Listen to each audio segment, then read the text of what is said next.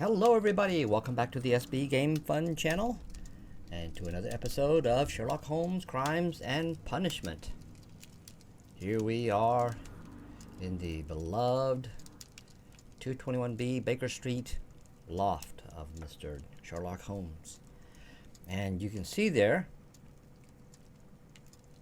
Watson is actually staring through that telescope. He's looking at that crazy... Watson, you nut. Stop looking at that lady. Alright, so we were last left off. We had some things to research. Rare plants, botany.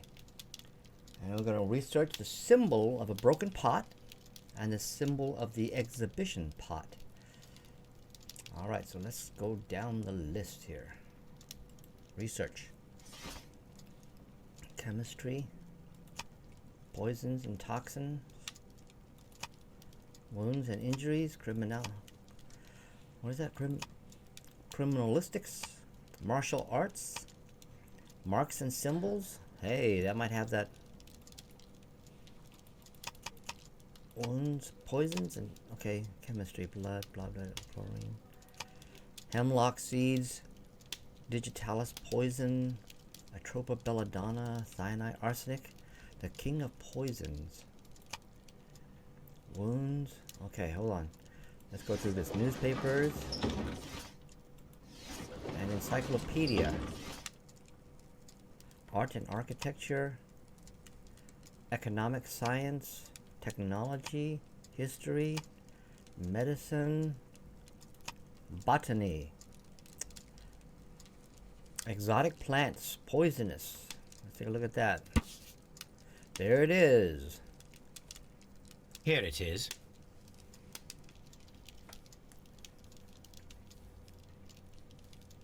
Oh, I didn't even get a chance to read it. Okay, hold on here. Let's lock out. Let's take a look at the inventory. The following three, information on the deadly plants. The following three plants were proven lethal to humans. Dianaea carnivorus, Carolina inebriae, Florum diabolica. The realization of the toxic process is fairly difficult, for it requires a particular chemical fertilizer, natural stimulations, and nutrition. The caterpillars should work. Alright. I hope that's that, because for some reason it looked like there was more. Okay. So let's search for the symbol of the broken pot. I don't even know where to look for that one. Is it in research? Toxins, wounds, criminalistics, martial arts, marks and symbols. Okay. Okay, I gotta make this comment. Divine Syndicate. Okay, that sounds, like some type of subversive criminal group. Religious symbols, which is quite popular. I mean, there's a lot. Skull and crossbones, I don't even know what that reference. Rod of, see, all of a sudden in research in marks and symbols you have London Garden Supplies. Why would London Garden Supplies somehow happen to be in marks and symbols? I don't understand that. That is not the one I need. Okay, so that's, well, oh, it's a Chinese symbol. Is it one of the... Oh! What do you know? The Divine Scholastic Syndicate for Vegetation Veneration. Members of this syndicate worship Trewan, the God King. They strive to obtain spiritual peace and release themselves from the material world. To generous donations are appreciated. So generous donations are appreciated. So... Here it is. I didn't know. The Divine Syndicate is not a supplier to Kew Gardens. Besides, there is no address here. Okay, so that was weird. I mean, I guessed. I guessed the Divine Syndicate. Trewan, the God king is the Divine Syndicate's symbol. Oh, Lord have mercy, look at that. Okay, we still got this to look for. What is this? This is... None of the employees at Kew Gardens can explain why the colonial collection was partially emptied and cleaned. Someone is not telling the truth. So it's either him, or that girl. And this is Montague Dunn. Egotistical man. Okay, so let's take a look at this last one. So we can go to the London here. This, I believe this is where we would go for London garden supplies. Seymour's garden equipment and supplies. We are a premium supplier for all your landscape gardening and timber requirements. Full range supplies and delivery of soil, sand, soil, mulch, pots, and anything else you may need. 3 Blurton Road, London. All right. Here it is. Found our next address. Okay, so now we have a new address we can explore. But it doesn't give it to us yet.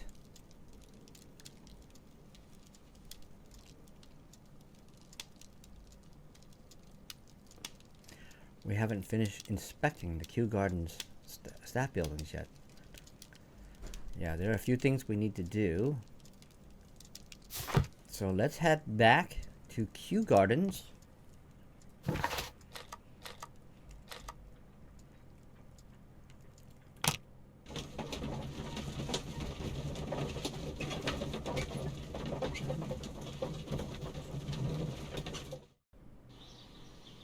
Okay, I think I want to talk to Mr. Martyn Hamish.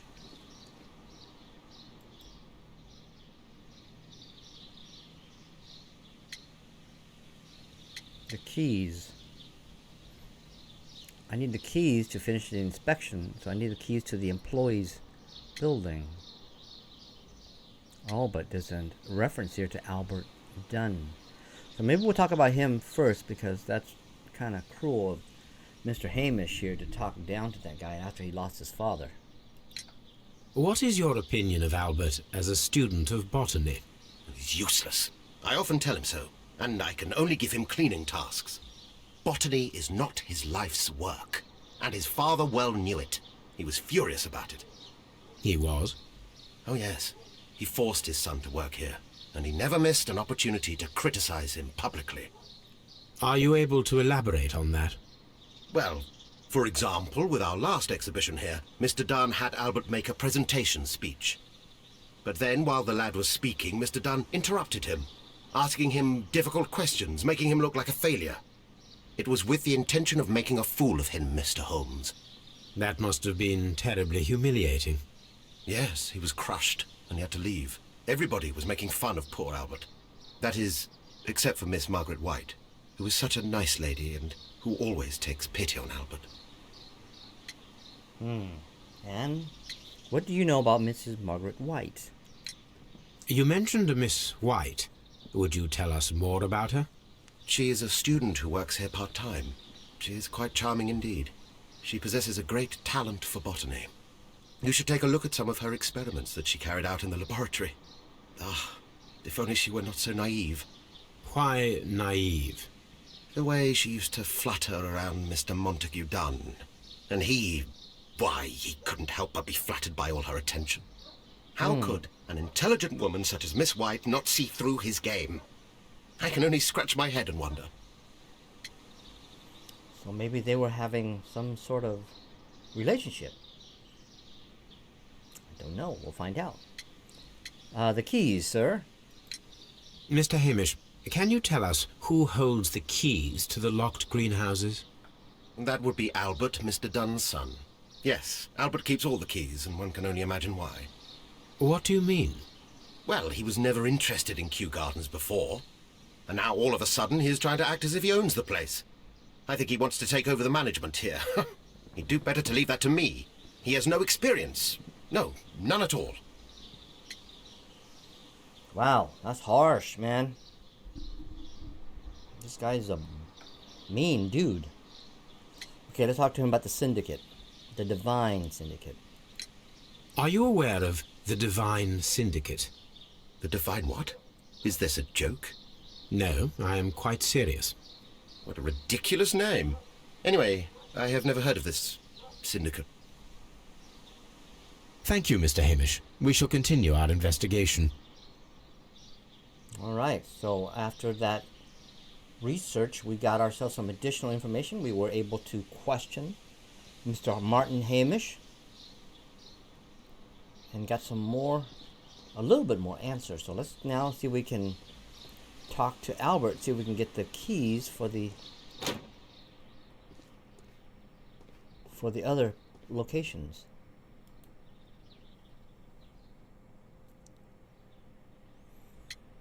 Door keys, Albert. Do you hold the keys to all of these locked doors? Yes, you can have them. But I cannot give you the keys to the cloakroom. The employees' effects are private. I am sure you understand. Wow. Okay. Tell me about the Divine Syndicate. Are you familiar with them? Tell me, have you ever heard of the Divine Syndicate? No, I cannot say that I have. Thank you, young man. We shall see you again soon. Yes, we shall. Alright, so this is the building we need to get into. But he wouldn't give us the key for this. Can we get in here? Okay, so that one we can use. But the cloakroom... Okay, let me take a look at this. Okay, what room is this? Ooh. This must be Hamish's room.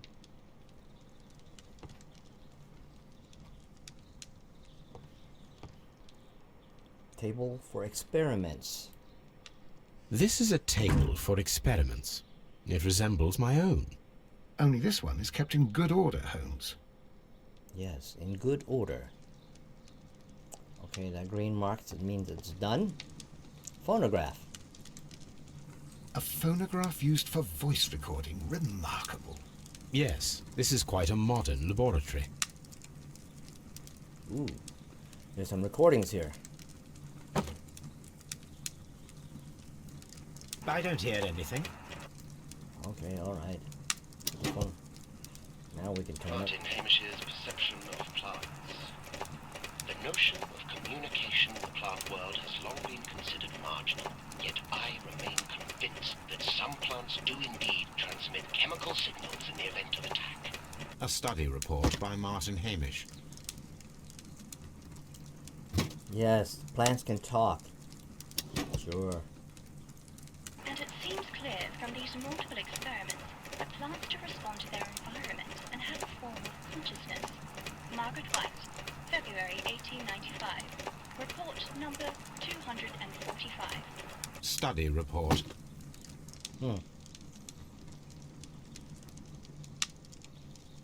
Oh, so it looks like we can come back here.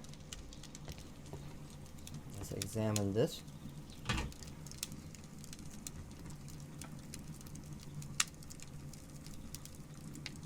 Chemicals. A sufficient quantity for some serious experiments.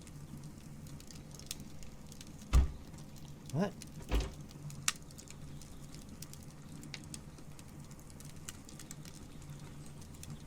Okay, so this is all... I thought we had to go through every one of them, but I guess... Chemicals. A sufficient quantity for some serious experiments. Look at this one. Wagner reagent. Is that what it says? Wagner? Chemicals. Alright. So I guess there's nothing there. And more chemical composition of some sort. So no wonder it was so noisy here. There's a fireplace right here. Okay, let's take a look at this university book.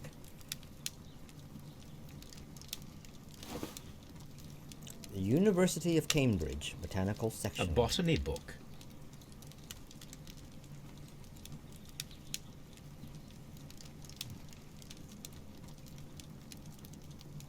Albert Albert Dunn. Repeat year. This student's book belongs to Albert. So this actually must be Albert's office, or it looks like it. Oh, look at that apothecary. Looks nice. The cloakroom. Oh, that's what Dunn was talking about. We must not have access to this. Locked. Holmes, Albert Dunn didn't give us the key to this door. It does not matter. We will open it. Oh, no! They already got to this one here, so... Rotate all, rotate, switch. Holy cow. So let's start with this one. Oh.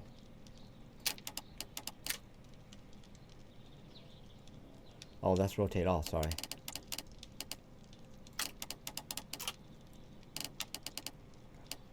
That looks like it works, kinda.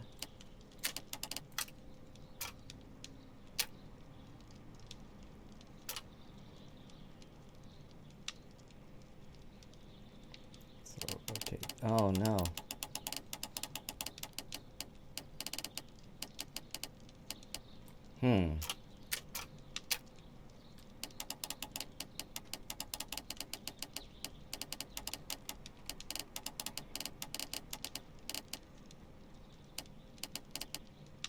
No, that doesn't work, does it? Oh.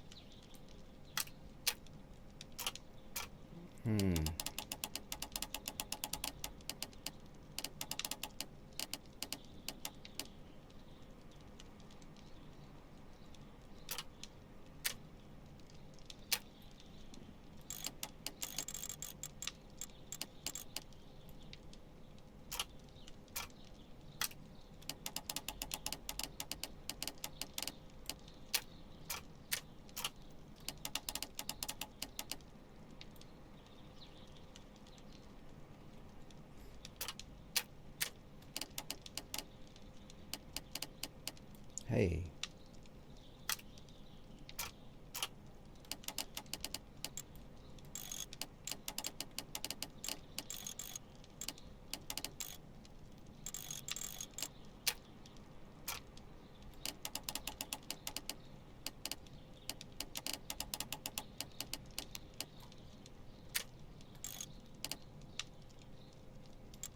That doesn't look like it.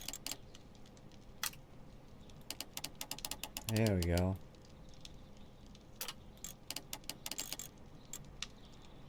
Is that it?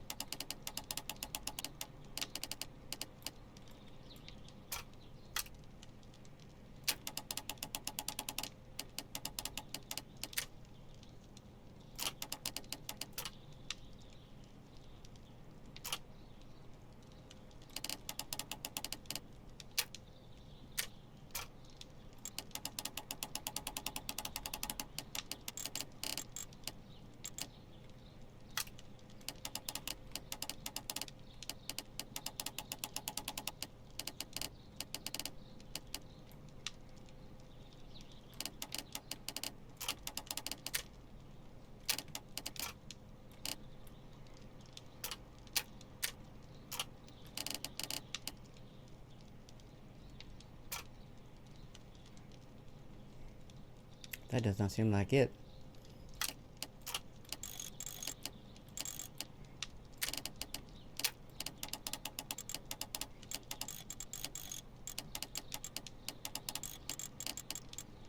No. Ooh. Oh, there we go. Open. Open sesame. Okay, before I go into that room, let's finish this room here. There's some. I didn't expect him to toss me straight into a thing yet. Oh, look at this. Protective equipment. That's the one that's missing. Gloves. Waterproof aprons. Everything one might need for self-protection. Do they grow dangerous plants here? It appears as though the protective equipment is missing from here. That's probably the one that was in the fire. The pyre out back. Alright, so let's do a quick Sherlock talent. Nope. Nothing here.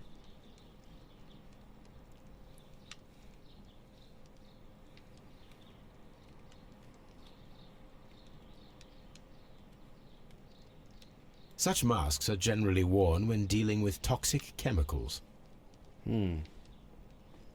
Alright, so let's do a quick look at Sherlock's talent. See if there's anything we missed.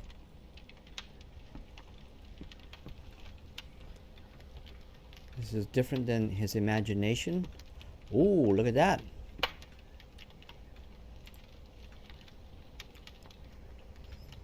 Wet bottle trace. There was a bottle here. It left behind a trace of the substance that pervaded the laboratory. Ooh, okay, let's finish looking at gold dust. Gold dust? Good heavens. What's it doing here? The gold is almost immune to chemical attacks, so it may be a valuable auxiliary for various experiments. But why would anyone perform such experiments in a botanical garden? We'll see.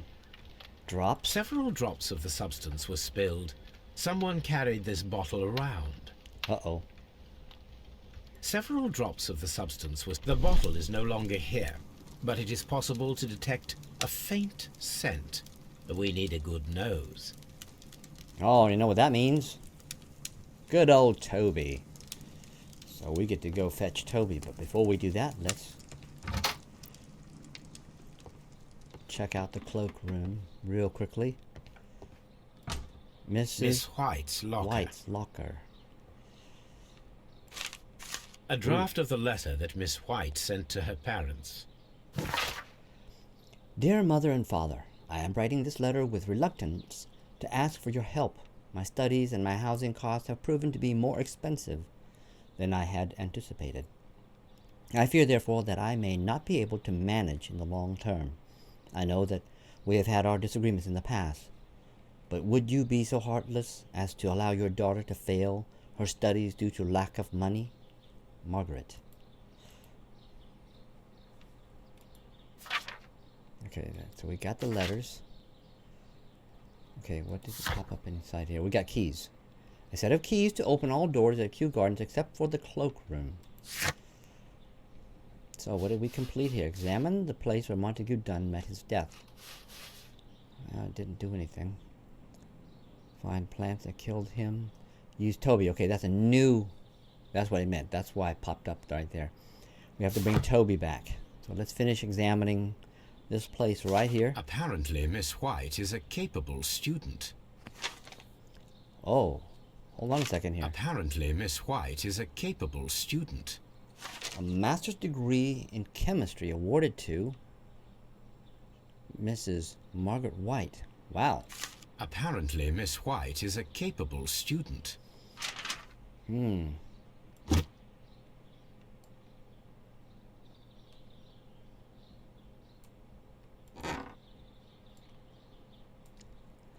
Jewelry. These jewels must be worth a small fortune.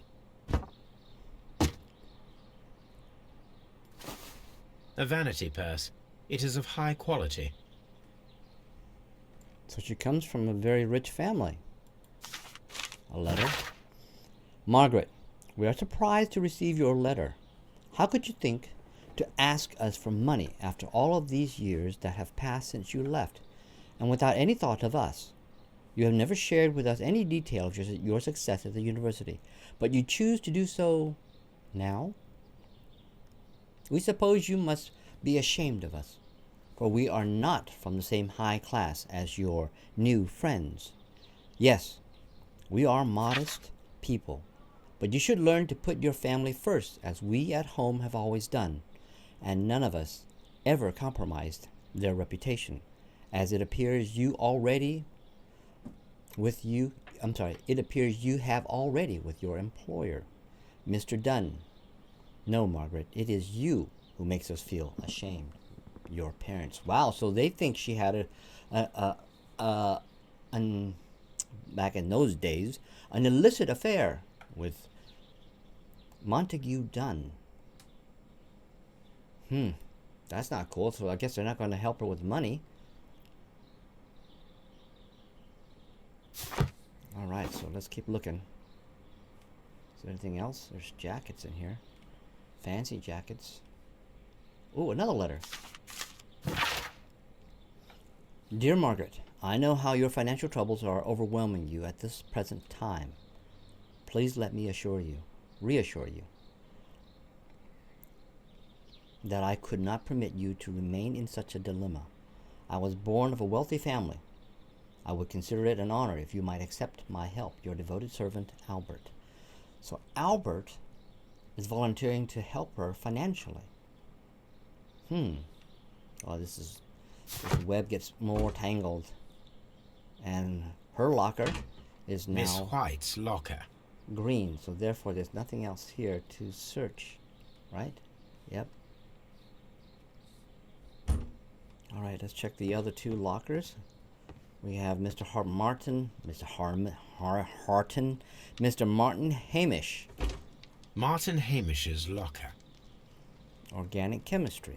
Martyn Hamish studied chemistry. Interesting. A letter from Martyn Hamish. Mr. General Secretary, recent events unfolding at Kew Gardens obliges me to renew my application for the management position. As I have stated already in my previous letters, I believe that no one is better suited for the post. While Mr. Montague Dunn was alive, I understood your reservations to my suggestion. Your reasons were political, and so I was happy to comply. But now, the Kew Gardens lie in disorder. How can I stand by and allow it? How can I leave them in the hands of inexperienced people with no motivation? I must urge you to cast your decision as a matter of urgency, so that I may devote myself entirely to the noble task ahead and free my mind from this uncertainty. Wow. You bloated windbag. Wow. Botanical Magazine. Oh, look at that. A review on rare and exotic plants. Martyn Hamish has written several pieces. Is that by him? A review on rare and exotic plants. Martyn Hamish has written several pieces. If you heard my ring doorbell, my wife and kids' daughter is probably home. And my son just walked in while I'm recording. Oh my goodness, interruptions. All right, so I guess my daughter's home. Let's keep going on. Let's forget the distractions. Let's get back to the investigation here. Let's take a look at this photograph. This must be Martyn Hamish. Who is that? Father and I, Kew Gardens. Father and I, Kew Gardens. So he has a son. Martyn Hamish has a son. Albert's locker. He has books. Naval architecture. So he's a Navy guy. He wants to build ships. Specialist articles on shipyards and ship construction. Albert Dunn has a great passion for shipbuilding and the sea. And here's a letter. A rejection letter from the British Royal Naval College. Bummer. The Royal Naval College of NCOs, Recruitment Centre, London. Sir, it is my regret to inform you that despite your excellent results within our entry examinations, we are unable to invite you into the Royal Navy School. Your father, Mr. Montague Dunn, has expressed his intention to entrust to you the directorship of the Royal Botanic Gardens in Kew, and it is clear that he would not release you for an entire year of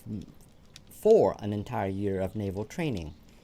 Please accept all our best wishes for your future at Kew Gardens. Yours very faithfully, J.M. Lemarchand, Director of the Royal Navy Training Center. Wow. His father interfered with his career, or his pursued career, in the Navy of some sort in the Navy. That's a bummer. Albert Dunn had hoped to join the Navy, but he was rejected. Not because of himself, but because his father influenced them to deny Albert the position, or the enlistment. That's not cool.